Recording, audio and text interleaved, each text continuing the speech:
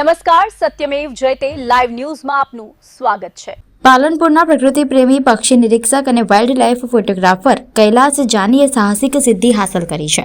સતત બરફવર્ષા અને પડકારજનક હવામાન વચ્ચે તેમણે 20,049 ફૂટ ઊંચા માઉન્ટ યુનમ શિખર પર સફળતાપૂર્વક તિરંગો લહેરાવી પાલનપુર અને બનાસકાંઠાનું ગૌરવ વધાર્યું છે।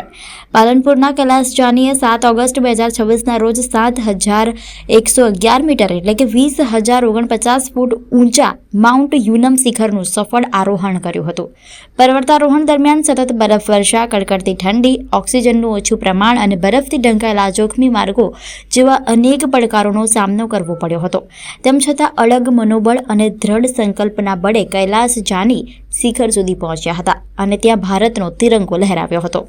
વિશેષ વાત એ છે કે કૈલાસ જાની એક જ કિડની સાથે આ સાહસિક અભિયાન પૂર્ણ કરવામાં સફળ રહ્યા છે, જે તેમની હિંમત અને આત્મવિશ્વાસનું અનોખું ઉદાહરણ માનવામાં આવે છે।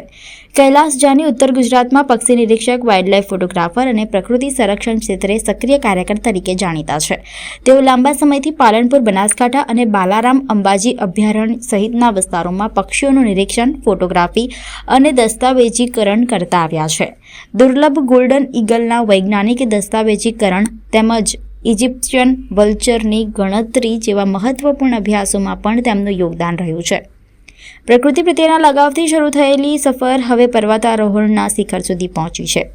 બરફવર્ષા વચ્ચે માઉન્ટ યુનમ સર કરીને તિરંગો લહેરાવવાની કૈલાસ જાનીની સિદ્ધિ યુવાનો માટે પ્રેરણાદાયી બની છે અને પાલનપુર સહિત સમગ્ર ઉત્તર ગુજરાત માટે ગૌરવની ક્ષણ બની છે।